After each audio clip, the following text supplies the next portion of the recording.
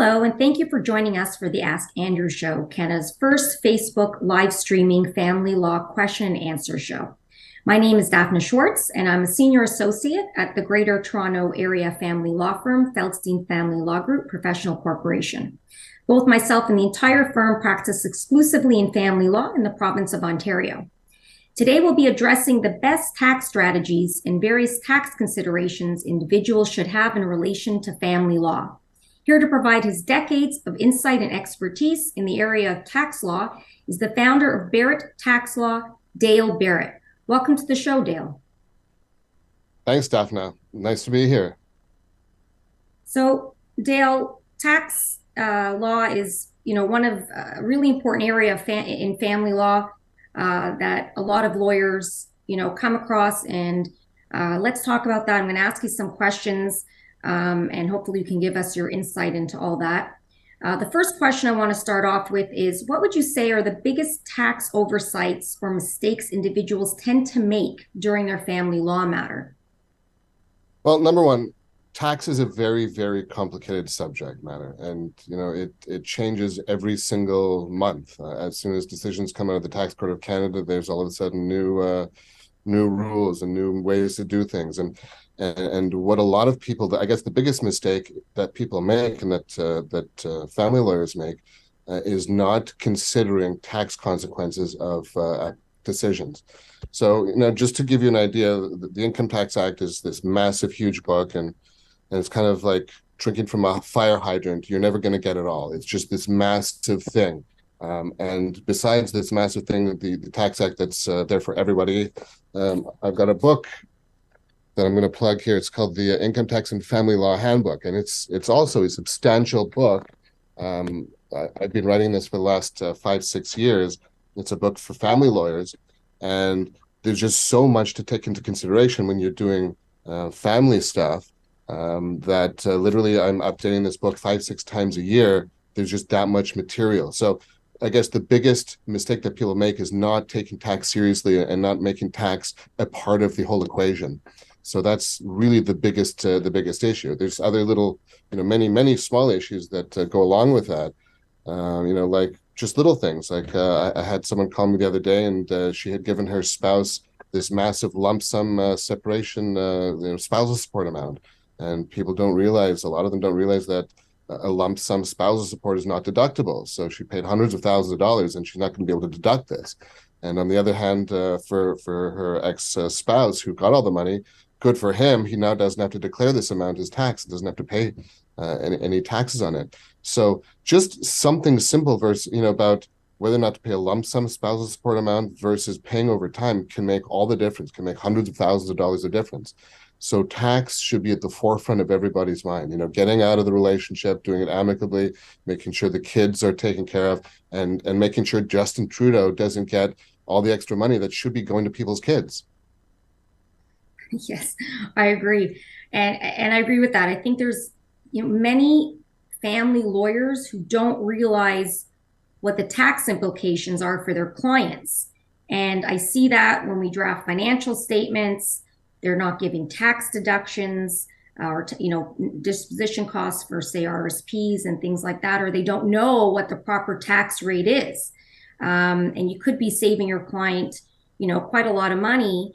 And I think a lot of lawyers are not that knowledgeable or aware of it. I mean, we definitely don't give, any tax advice. That's why we send, our clients off to tax lawyers or to accountants. But we do know, more or less of the general tax rules.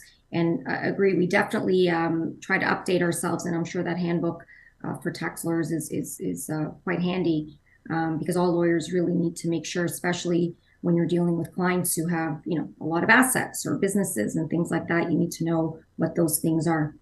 So I'll move on to the next question, Dale. What is your advice for individuals who have large sources of cash income? Take the money and run, I guess, is my the real advice is, if you've got a lot of cash income, one way or another, you're going to get to the point eventually where somebody's going to ask questions. So there may be an audit, they may see all kinds of cash, And then the question is, are you paying tax on this cash? Is it being properly declared? And then a lot of time cash income can be confused with other sources of cash. I've had, for example, Indian clients who've gotten married and they have, armfuls of gold, just gold everywhere. And the gold doesn't help them, live a great life. And they want to buy a house in the GTA. So they liquidate all this gold. And all of a sudden they have hundreds of thousands of dollars of cash that has arisen from the sale of their wedding gold. So, it's important that that wedding gold cash, or the cash that you get from gifts from a wedding, for example, or cash that's been gifted from family members, that should be very clearly documented, so that that doesn't trigger the CRA to charge tax on that. Because what's going to happen is when someone's audited, if there's all this cash, one way or another, the auditor is going to assume that there's a cash business. So when there is a cash business, you need to be able to prove what that cash is and where it's from and whatnot. And certainly when it's not a cash business and you have cash from other sources, you need to really be careful about documenting that. Otherwise, you can get $150,000 of money from your wedding gold, and that 150,000 can turn into, 80,000 after the CRA takes half of it, which they shouldn't do. But it's really important to document everything. So not just if you're earning cash, but if you're paying cash. And a lot of people pay cash to people who are contractors, who build their houses, who do renovations for them. And in particular, if it's not your principal residence, which is tax exempt upon a sale, if you're going to be selling a condo that you've renovated, or you're going to be selling your cottage that you've renovated, there will be capital gains tax payable on that. So what's really important is to be able to reduce that capital gains tax by bringing into the equation all the different amounts of money that you've paid to improve the property.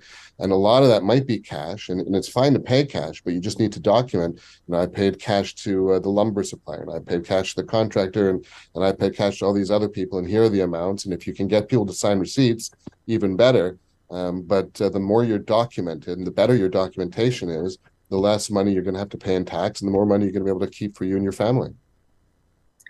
So what is the best approach then when your ex-partner is aware of this cash income? That seems to be one of the questions that arise, of course, for us, for family lawyers. Yeah, so very important. If you're not having an amicable separation or an amicable divorce, and you think that your ex-spouse or soon-to-be ex-spouse is going to go and rat you out to the CRA, and I see it a lot of, very, very frequently, where someone's disgruntled employee or disgruntled ex-spouse, and they go and they rat on the individual to the CRA. What you're going to want to do if you're potentially in that situation is come forward before they have a chance to make problems for you, and avail yourself of the voluntary disclosures program. And what that is, that's a program with the CRA that allows an individual or a business to come forward, declare any amounts that previously weren't declared, and to pay tax on those amounts without penalties. And what happens is, if you don't, and if the CRA catches wind of the fact that you've earned cash income or any income that you haven't declared, then what they're going to do is they're going to audit. And as soon as they audit, as soon as that process starts, then it's too late for a voluntary disclosure. And in fact, what's going to happen is you'll be penalized. There's going to be interest upon the penalties. There's going to be interest upon the tax. And it's just going to be a nasty situation altogether. So very, very important to make sure that you declare all your income, and that if there's any sort of funny business that's gone on, if your soon-to-be ex is going to make trouble for you, make sure that you come forward and clear that up. Thanks, Dale. That's very good advice for our clients that have some cash income. That comes up every so often. Okay, let's move on to the next question, Dale. Are there any additional considerations or tax strategies individuals should be aware of when they're involved with a family business? Yeah, there's a lot of considerations, and really we should be discussing this sort of on a case-by-case basis. But one general consideration when you're dealing with family, and this is a very important one, is that family members are deemed by the CRA to be operating at fair market value. So what that means is, if I go ahead and I give shares of my business to my spouse outside of a divorce, just if I'm giving shares to my spouse, or if I'm giving shares of my corporation to my kid or to a family member, or if I'm going to be transferring an asset to them, the CRA will deem that we have done business at fair market value. So what that means is, if shares of my business are worth $100,000, and I go ahead and I give those shares to a non-arm's length party, to a related party, to a family member, and let's say I give those shares for free, the CRA is going to deem that the transaction happened at fair market value, which means that they're going to deem that I sold those shares for $100,000 and that I was paid $100,000 and received $100,000 from my family member. And then what that means is that means all of a sudden I have a capital gains tax associated with having given those shares to my family member. Similarly, there's another issue which is related, which is anytime you give an asset to a family member, and outside of a divorce context, outside of a separation context, but let's say you go ahead and you transfer your boat to your spouse, and it's a $50,000 boat, and you've given it to them for $1, or you've given them $100,000 of cash for nothing. It's very, very important when you're doing transactions between family members, whether you're working together or not working together. It's very important to realize that if the person who's giving the assets, if the transferor who's transferring assets to a family member owes money on their taxes, then they are required to make sure that whatever transaction is happening between them and their family member happens at fair market value. So, for example, in the case where I give my $50,000 boat to my spouse for $1, okay, the way the CRA sees it is or my spouse has made a gain. She's received a benefit of $49,999. She got a $50,000 boat for $1. That being said, if I haven't paid $100,000 on my taxes, the CRA can go ahead and get $49,999 from her because she got a benefit from me, which she shouldn't have gotten in the first place. I was required to pay my taxes before I start giving stuff to my family members. And then when you're talking about doing business with family members, there's a whole other set of issues which come up, which, number one, a lot of times people work for their parents or they work in their parents' companies. Now, in a general work scenario, in a general employee-employer scenario, Daphna, if you're working for Andrew or for the corporation, if that corporation were to pay your rent, or if it were to pay for your car, or if it were to pay for your clothing or for a trip for you to go to Mexico, one way or another, that would be considered an employee benefit to you. Okay, those extra amounts that they paid on your behalf would be considered to be part of your income. Okay, so when an employer gives stuff to their employee, that's part of their income and that's taxable. Now, the question becomes, what happens when a parent who's employing their kid goes ahead and gives them $50,000 for a down payment on a house? All right. Is this considered to be a gift from a parent to a child, or is this an employee receiving monies from an employer, and is it taxable? So in situations where one's getting a gift from an employer and that employer happens to be your family member, a parent, for example, you got to be very clear to make some sort of documentation to indicate what the amount was. Because if the CRA comes back and they see money coming from a parent to a kid and they see $50,000 showing up and that kid happens to work for a parent, the first impression of the auditor is that this is going to be amounts that were in lieu of payment or in addition to their payment. And the auditor, being aggressive as they are and being adversarial as they are, they're going to assume that these amounts are taxable, and they will try to assess the employee or the recipient for employee benefits, for taxable benefits. So it's very important when you do business with family or when you have transactions between family members to consult a tax lawyer, to consult a tax accountant. You've got to really be very careful about transfers between family members, and I've seen cases where, for example, this lady, this is one of my very earliest cases, many years ago. This woman's son had his bank account frozen and he couldn't deposit his paychecks, and she had an extra BMO account. And she said, "Here, son, here's my card, here's my Interac card. I'm not using the account. Use this account to deposit your money." So over 5 years, he deposited 5 times $50,000. It was $250 he deposited into this account, and he used the money, and it all went to him, and not a cent went to her. But in tax court, she was held liable for the transfers, and she was forced, because it was seen as a gift to her and a non-arm's length transfer to her, she was forced to pay $250,000 of his tax debt just because that money went into her account and went back out and she received it on his behalf. So it's really, really important not to be cavalier about these things, and to get some professional advice when you're working with family, when you're transferring monies and assets between family members. So going back then, Dale, is there any other advice or how individuals can best structure their businesses from a tax perspective, especially, looking forward in case there are any family law implications later? Yeah, this is one of those questions which I don't want to sound cagey, but you really need to get advice on a case-by-case basis. So I guess the real advice is speak to a professional. And I know that's self-serving, but speak to me, speak to a tax accountant, speak to someone who knows how to structure, and it's going to be different on each different case. So there's not really any general advice I can give other than to be really, really careful, and always look in your rear view mirror for the CRA, because they're always closer than they appear. Yeah, I think that's what happens. So by the time I think clients, come to us and they're involved in these things, they might have not had that advice from the beginning. And as you're saying, to structure it now, you may not be able to do that, right? So hopefully clients get that proper tax advice prior. And as well, I consult with a lot of family lawyers, and during divorces, and there's spousal rollovers that exist where you can transfer assets to a spouse at its cost base without having to trigger tax. And sometimes the spousal rollover is great, and sometimes you want to avoid the spousal rollover and you do want to trigger a tax. So in every different case, there's a different situation, and a different rationale to use a rollover versus not using a rollover.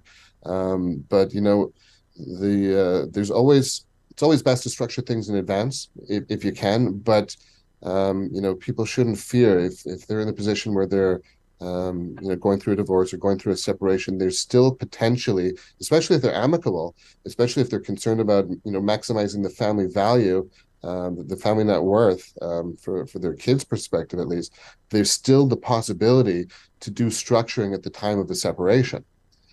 So that's something that's very important to consider. Yes, and I agree. And that's why, we often ensure and we tell clients that, especially when there's a lot of assets or when there's a business, that it's always good to work with the tax lawyer, the business lawyer, to make sure that things are done properly and for the best outcome when it comes to tax purposes. Let's move on to the next question, Dale. What is your approach then for clients facing net worth assessments? That seems to be a big one, especially when clients, have these large net worths. Yeah, net worth assessments. So the problem with net worth assessments, number one, for those of you who don't know what a net worth assessment is, an auditor generally will come in during an audit, and they will examine books and records and bank accounts and everything else that they can get their hands on, and invoices and everything else. And they're supposed to do that with a certain methodology in order to arrive at a decision as to whether the individual has paid the right amount of tax or not paid the right amount of tax. And there's a shortcut, and what that shortcut is the auditors, and it's called the net worth methodology, or the lifestyle assessment.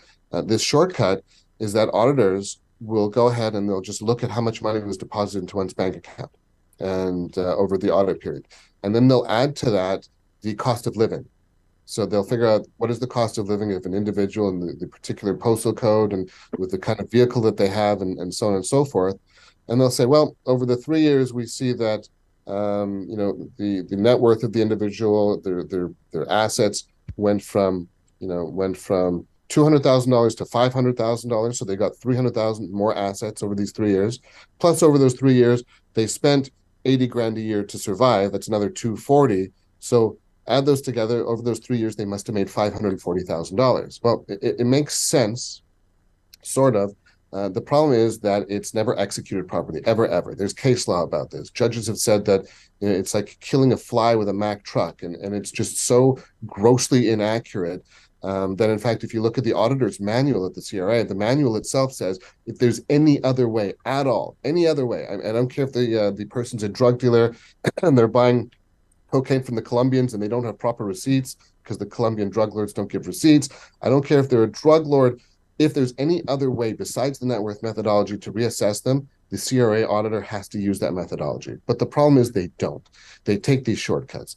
And I'll just illustrate one of the dangers. So I had a client, first time I ever saw the net worth assessment. They're a landscaping company. Every year they make 100 grand. That's it. So in the spring, they get $100,000 of deposits. By that time, they've already gone through their line of credit. So they deposit all that money into the general account and then transfer it all to line of credit to stop the interest. Then over this course of the summer, they use that money from line of credit. They deposit it back in the general account. Some of it goes to Visa and MasterCard. Some of it gets paid to bills. But if you look at the analysis, you'll see $100,000, and watch my math here. $100,000 deposit to general. That same $100,000 deposit to line of credit. That's $200,000 now. From that line of credit, $100,000 deposited back to general. That's $300,000, and about $80,000 paid to Visa and MasterCard. That's $380,000. So the auditor said, your client didn't make $100,000; they made $380,000. All right.